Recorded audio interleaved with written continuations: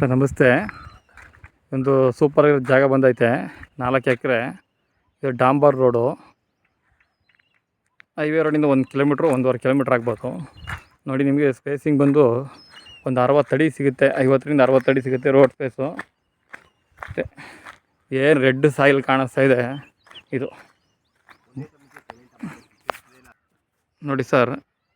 2 borewell ಇದೆ, ಒಂದು own T C ಹಾಕ್ಸ್ಕೊಂಡಿದ್ದಾರೆ. 4 ಎಕರೆ ಇದೆ, ಮಳವಳ್ಳಿಯಿಂದ ಬರೀ 9 ಕಿಲೋಮೀಟ್ರ್ ಜಾಗಕ್ಕೆ ಸೂಪರಾಗಿ ಲೊಕೇಶನಲ್ಲಿದೆ. ಸಾಯಿಲ್ ಮಾತ್ರ ಪ್ಯೂರ್ ರೆಡ್ ಸಾಯಿಲು.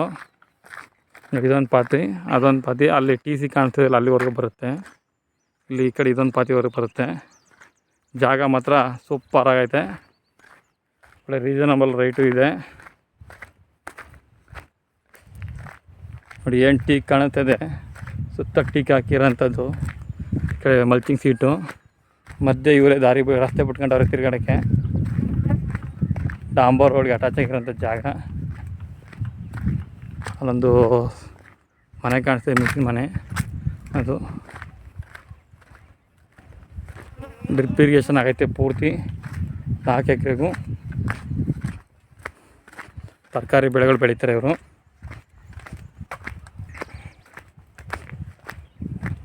ಸಾಯಿಲ್ ಬಂದು ರೆಡ್ ಸಾಯಿಲು. ಬೆಂಗಳೂರಿಂದ 109 ಕಿಲೋಮೀಟ್ರ್ ಆಗುತ್ತೆ.